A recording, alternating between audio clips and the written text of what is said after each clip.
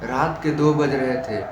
Truck की headlight अंधेरे को चीरकर आगे बढ़ रही थी, लेकिन ट्रक के अंदर जो खामोशी थी वो अंधेरे से भी ज्यादा खौफनाक थी। स्टीयरिंग व्हील पर ड्राइवर के हाथ कांप रहे थे, माथे से पसीने बहकर उसकी आंखों में जा रहे थे, लेकिन वो पलक झपकाने की कोशिश नहीं कर पा रहा था। पीछे की सीट पर बैठा उसका दोस्त बार बार बोल रहा था, गाड़ी तेज चलाओ। किसी ने कहा, हम दूर आ गए हैं, अब कोई डर नहीं है। लेकिन ड्राइवर ने हकलाते हुए बोला, तुम्हें नहीं पता, वो अब भी हमारे साथ है। मेरा नाम कुलदीप है। मैं हजारीबाग का रहने वाला हूँ। पेशे से मैं ट्रक ड्राइवर हूँ, लेकिन आज मैं अपनी आप बीती आपके साथ शेयर करने वाला हूँ। एक ऐसी घटना जो रूह कांपा देने से कम नहीं है।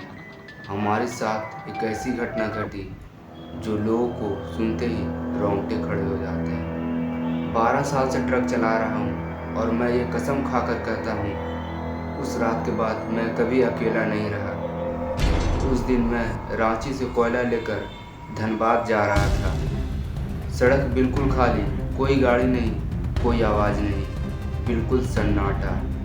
बस ट्रक की हेडलाइट और जंगल की काली दीवारें। हवा भी अजीब थी, चल तो रही हो लेकिन आवाज़ नहीं कर रही थी। और तभी मैंने उसे देखा।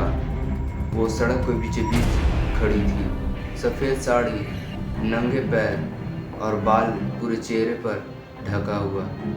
लेकिन जो चीज़ मुझे सबसे ज़्यादा डराने वाली लगी वो थी उसकी परछाई।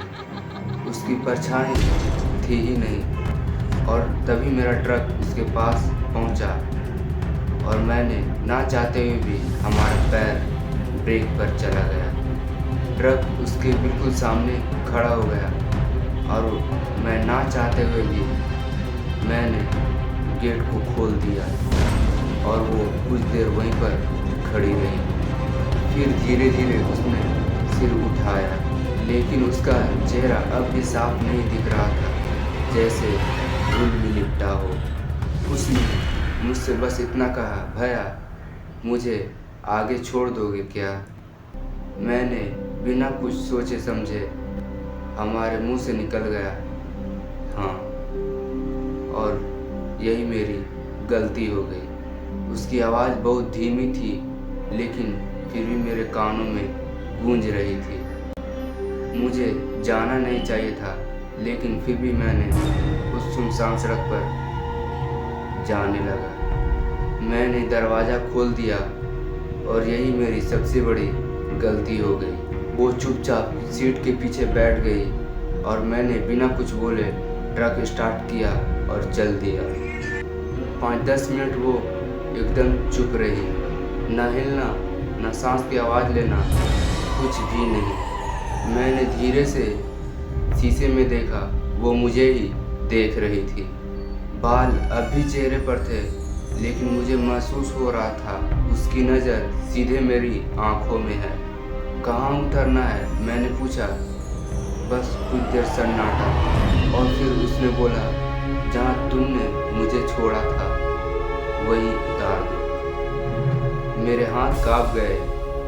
मैंने तुम्हें कभी नहीं देखा, मैंने कहा, और तभी उसकी हंसी शुरू हुई। वो धीरे धीरे हंस रही थी, फिर अचानक तेज हंसना शुरू कर दी और फिर 10 से 15 लोगों की एक साथ आवाज़ निकालने लगी। वो अचानक ट्रक अपने आप धीमा हो गया और मैंने ब्रेक भी नहीं दबाया था, लेकिन गाड़ी रुक गई। इंजन बंद, हेडलाइट बंद और ट्रक पूरा अंधेरे में डूब गया। मैंने मोबाइल निकाला और टॉर्च ऑन किया और फिर पीछे मुड़ा। वो सीट खाली थी, कहाँ गई? वो मेरे मुंह से खुद ब खुद अपने आप निकल गई। मेरे कान के बिल्कुल पास किसी ने फुसफुसाया, मैं यहीं हूँ। धीरे धीरे मेरी गर्दन अपने आप पीछे मुड़ने लगी और जो मैंने देखा वो मेरी सीट के पीछे बिल्कुल उल्टी खड़ी थी। उसका शरीर छत पर चिपका हुआ था और मुंह मेरी तरफ वो देख रही थी और अब उसका चेहरा साफ दिख रहा था। आंखें नहीं थी, बस काले गड्ढे थे। मुंह कान सब फटा हुआ था और उसमें से खून नहीं, काला पानी टपक रहा था। मैं चीखते हुए बाहर भागा। जंगल में बस अंधेरे भागता रहा।